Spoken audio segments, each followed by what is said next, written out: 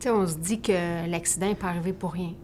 On ne peut pas rien faire, on ne peut pas rien changer si c'est arrivé. Donc, essayons donc d'en faire quelque chose de beau, puis de faire avancer les choses, puis d'essayer de sensibiliser un peu les gens autour de nous.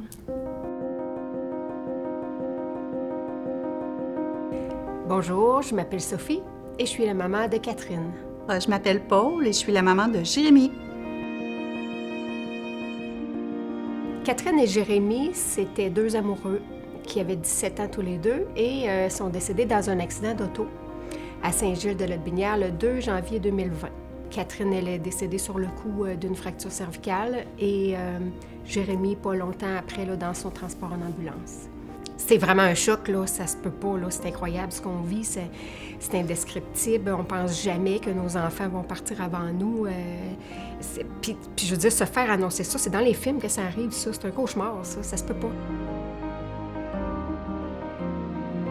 Pour Jérémy, lui, c'est une jeune infirmière qui est arrivée, puis elle est venue nous voir, puis elle nous a dit votre fils a signé sa carte. Il serait admissible au don de tissu, ça fait que là, je vous laisse y penser, etc.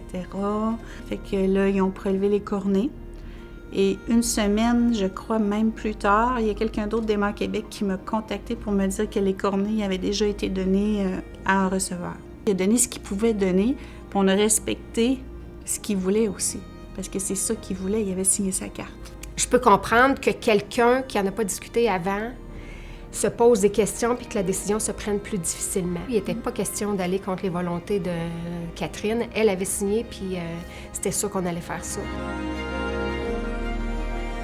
Ils ont prélevé des tissus vasculaires, des artères, ils ont prélevé des tissus osseux, ils ont prélevé des valves cardiaques, des tendons. Mais je suis sûre et certaine que ça fait toute la différence dans l'avancement du deuil, d'avoir notre proche qui donne de ses tissus. On entend beaucoup parler du don d'organes, mais très peu du don de tissu. Et puis, moi, quand c'est arrivé l'histoire de Catherine, puis tout ça, je me suis mis à en parler sur les réseaux sociaux. Puis il y a beaucoup de gens qui m'ont comme interpellée. Puis tu m'as incité à signer ma carte, je ne l'avais pas signée, tu m'as incité à la signer juste parce que tu en as discuté. Ou juste les gens qui nous côtoient, là, des fois, on a une discussion, puis « Hey, j'ai vu la publication Sophie où je t'ai entendu parler de telle affaire. Hey, je veux juste te dire qu'on a eu la discussion avec nos enfants, nous autres, après, là. Puis on a tous signé notre carte. » Tu sais, on se dit que l'accident n'est pas arrivé pour rien. Tu sais, c'est sûr qu'on aurait aimé mieux que ça n'arrive pas, là. On s'entend là-dessus, là. Mais c'est arrivé.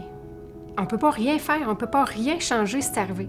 Donc, essayons donc d'en faire quelque chose de beau, puis de faire avancer les choses, puis d'essayer de sensibiliser un peu les gens autour de nous.